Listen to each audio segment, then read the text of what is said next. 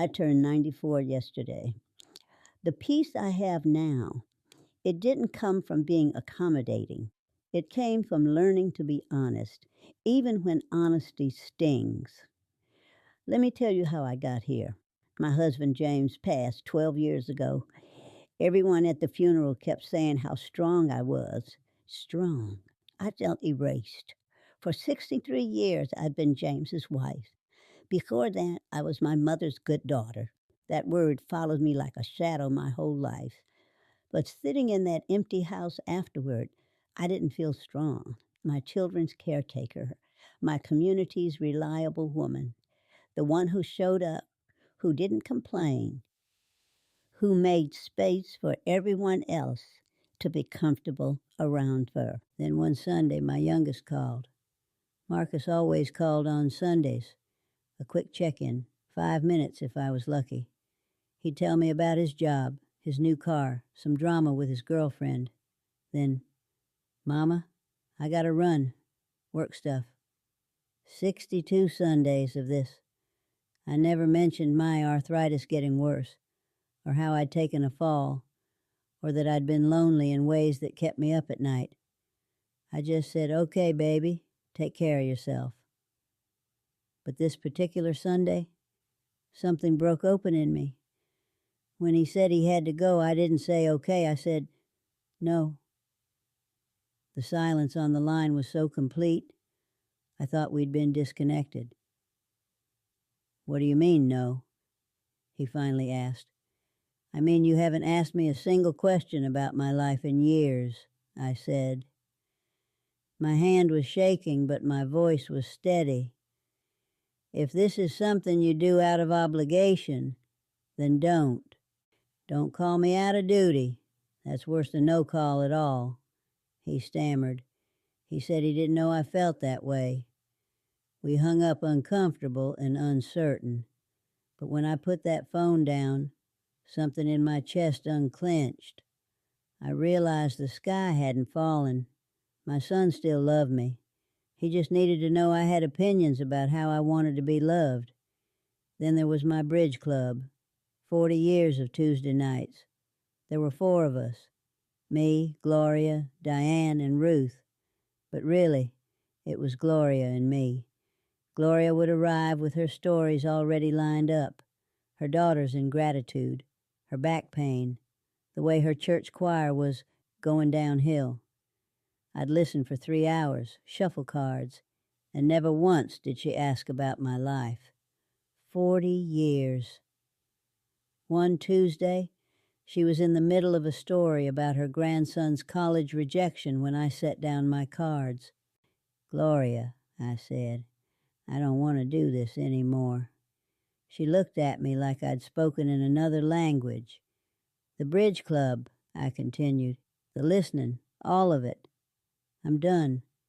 I hope you have a good life, but I'm not going to spend mine this way. I left. My legs felt like they didn't belong to my body, but I slept better that night than I had in years. The hardest boundary came with my granddaughter, Zara. She's the one who started all of this, really.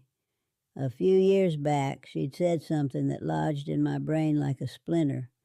We were talking about my life, how I always seemed to be helping people, fixing people, rearranging myself for people. She said, Grandma, you let people use you. You've always done it. You let them walk all over you. I heard her, but I didn't listen. Not then. I was still performing being the matriarch, and the strong one, the one who never burdens anyone with her needs. But after James died, after I'd started saying no to Marcus and Gloria, I thought about Zara's words again, and I called her. Come have tea with me, I said. When she arrived, I was honest with her for the first time. I thanked her for speaking truth to me, even when I wasn't ready to hear it. I cried. I told her I didn't want her to make my mistakes, to spend her whole life treating kindness like it meant erasing yourself. Real kindness can say no, I told her. Real kindness can disappoint people. Real kindness is honest, even when it hurts. We cried together that afternoon, not the polite tears of a grandmother and grandchild, but the real tears of two women naming something true. After that, my world got quieter, fewer phone calls, fewer Sunday dinners where I pretended to like things I'd grown tired of. I thought that silence would kill me with loneliness. Instead, I learned something strange. I liked my own company. I started reading the kind of books James used to mock: romance novels, poetry, essays about art and freedom. I painted my kitchen the deep burgundy I'd always wanted. I stopped wearing the neutral colors he preferred. I bought myself flowers and didn't feel guilty about the expense. One day I made a peach cobbler and ate half of it warm for dinner, right out of the pan, standing at my window. The silence isn't empty. It's full of me. My daughter Patricia was harder. She's a good woman. Too good sometimes, always trying to fix things. She'd visit, and within 20 minutes she'd be reorganizing my bedroom closet, tossing out clothes she thought I should have outgrown, telling me I eat too much salt, that I should move to a smaller place, that I should sell some of my furniture because it takes up too much room. I'd sit there and let her, the way I'd done with everyone else my whole life. One afternoon, she was moving my favorite chair, the green one with the worn velvet, the one that holds the shape of my body now after years of sitting in it, reading, thinking, existing. "It gets better light over here, Mama," she said, pulling it across the room. "Put it back," I said. She paused, one hand on the armrest. "What?" "That's my chair," I said quietly. "I like it where it was. I didn't ask you to move it. Please put it back." Her face did something complicated. She looked hurt and angry and confused all at once. "I'm just trying to help," she said. "I know," I told her, "but I didn't ask for help." It was the first time I'd ever told my own child no like that. We both stood there, aching with it. But she put the chair back. The next time she visited, I watched her start to reorganize my kitchen. She stopped herself. "Is it okay if I put these groceries away?" she asked. That one small word, asked, changed something between us. Not everything, but something real. My son David was the hardest. We hadn't spoken in 4 years. He'd asked me for money, a lot of money, to start a business. I said no. I'd spent my whole life solving other people's problems, and I was tired. I was done. He said things that hurt, selfish, heartless, a disgrace to his father's memory. Then he disappeared from my life. For 4 years, I told myself I'd handled it the way I wanted to, honestly, without apologizing for protecting myself. But after everything with Marcus and Gloria and Patricia, I couldn't let it sit anymore. I called him on a Tuesday afternoon. "David," I said, "we need to talk." He came over, defensive, before he even sat down. "If this is about the money—" "It's not," I said. "It's about what you said, that I chose money over family. I want you to understand. I chose not to be your endless solution. I chose not to abandon myself again. I love you, but I won't disappear for you." He got quiet. Then he said, "Dad would have just given it to me." He was right. James would have. He always did. And I had always stood beside him, agreeing, enabling, swallowing my own doubts because it was easier than fighting. When David left that day, we still weren't resolved. He was still angry. I was still sad. But I had told him the truth. I sat with that sadness for weeks, the kind of sadness that doesn't go away quickly, that doesn't have a neat resolution.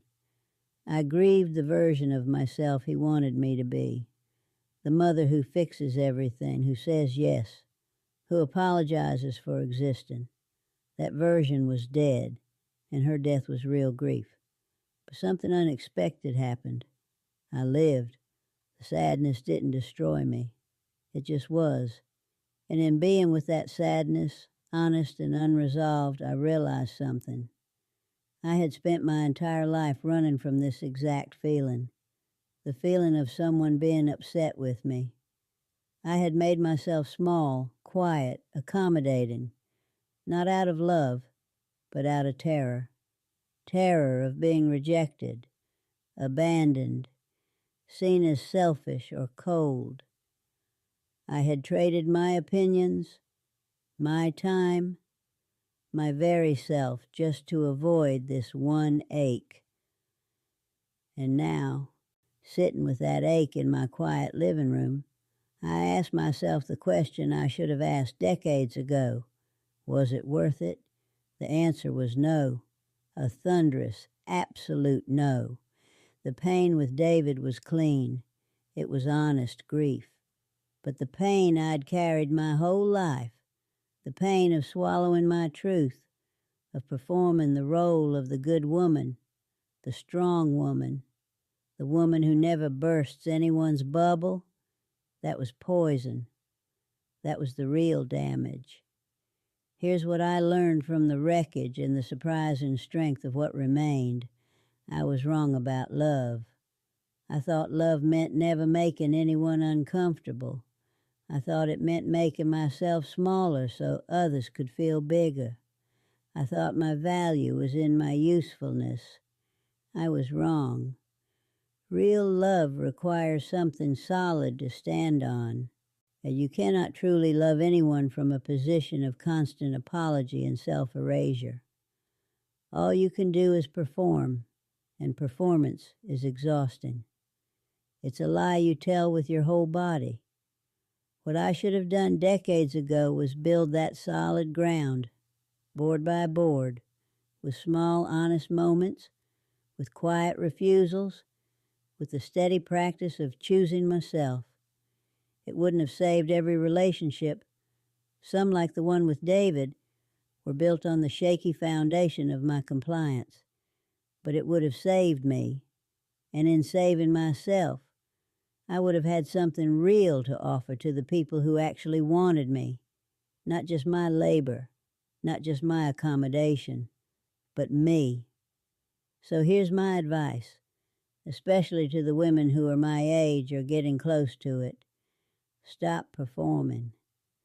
Your performance is almost over. The audience is either gone or they never really saw you anyway. Stop auditioning for approval that will never come. Stop. Start small. Start with your body. What chair do you want to sit in? Sit in it. What clothes make you feel alive? Wear them. What food brings you joy? Eat it without guilt or explanation. Then move to your voice. What truth have you buried? What do you actually believe that you pretended not to believe? Start with the mirror if you have to. Say it to yourself first, with your voice shaking if it has to shake. Then, when you're ready, say it to someone safe, someone like a Zara. Don't make my mistake of believing your value is in your pleasantness. Your value isn't in making others comfortable. Your value isn't in how much you give, how much you sacrifice, how much you endure. Your value is in your existence. Full stop. You don't have to earn your place at your own table. You still have time, maybe not decades, maybe not even years, but you have now. And now is enough to stop one pretense, to drop one act. It's enough to say no thank you, or I disagree, or that hurt me, or I want something different. This isn't about starting fights or burning bridges for the sake of it. It's about ending the long, silent war you've been waging against yourself. It's about meeting yourself, perhaps for the first time in your life, and finding that you are interesting company, that your own thoughts, once you stop drowning them out, are worth listening to. That is the realistic hope. Not that everyone will understand or approve. Not that all your relationships will be saved, or that you'll find happiness in some neat, tidy way. The hope is integrity. And integrity, I've found, is a quiet, durable kind of joy. It doesn't make you popular, but it makes you true. And at 94, being true is the only thing that matters. So if my confession has meant anything to you, if it's made you think about your own unlived life, your own compromises, your own version of this slow disappearing act, then do something with that feeling. Don't let it fade when you close this window. Think about one person in your life who might be tired of being nice. Be the Zara for them. Tell them they don't have to be small anymore. And if you have your own story of unraveling and rebuilding, of choosing yourself in ways that scared you, I want to hear it. The producers tell me there's a way to share. Do it. We need each other's stories, especially the ones we've been too ashamed to tell. In the comments below, tell me one true thing, just one sentence that belongs to you alone. It can be as simple as, I hate committees, or I've always wanted to learn to dance, or something deeper, whatever is true. Let's see our collective truth. Let's stop performing together. My peach cobbler is waiting for me now. I'm going to sit in my green chair in my burgundy kitchen, in my own silence, and eat it exactly how I please, with cream, with seconds, with no apologies. That, it turns out, is the whole point. That's all the peace I ever needed